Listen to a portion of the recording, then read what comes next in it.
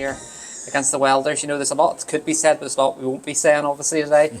What do you think on that today? I think, obviously, do need to watch what I say, or else probably get myself in trouble. But look, I think we started the game very well, and we pressed them all over the park, and we probably should have been 3 or 4 up, if I'm being honest, in the first 20-25 minutes. But when you don't take your chances, when you're on top like that, you're then subject to a bit of pressure. You can't dominate a match for any length of time, and then needlessly, Big Ewan takes a heavy touch and goes over the top of the ball. And I mean, obviously the player's back's to me, so he's sending him over the ball, both feet off the ground.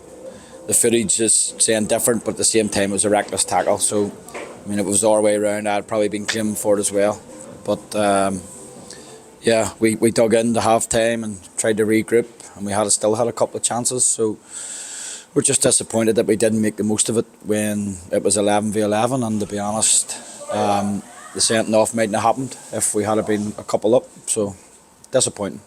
You say that there, we were well on top from my view before we had the sending off. But then, we went into half time, 1 up, went 1-1. But then, you know, we've talked about this before, the protection of players. You know, JJ comes on, it's quite a heavy tackle on him. And then unfortunately, JJ walks not long after. You know, really, it was one of those afternoons you're probably best forgetting.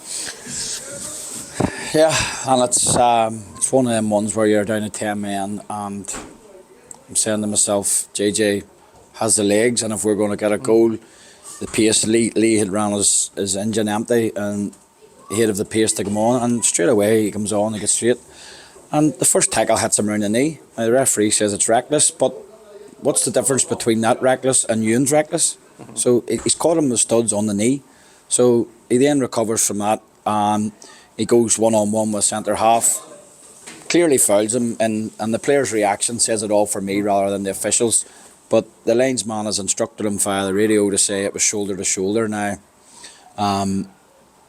nothing's given. So JJ, foolishly, through his frustration from getting kicked, has reacted and said abusive stuff to the referee, which you can't do nowadays. So he's disappointed. It's the heat of the moment. He shouldn't have said it, and it's probably cost us a game. The 2 sending-offs have cost us a game.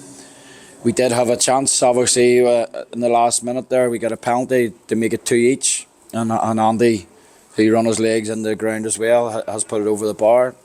Nobody blames him. You have to stand up to hit it. It's a difficult one.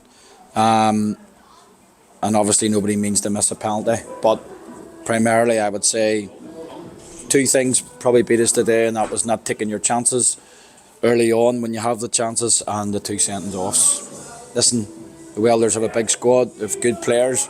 They're going to get chances, and when they do get chances, some of the guys know where the tent is. The 3rd goal was just when we were chasing it, and we'd got a kick in the teeth for missing the penalty. So look, it is what it is.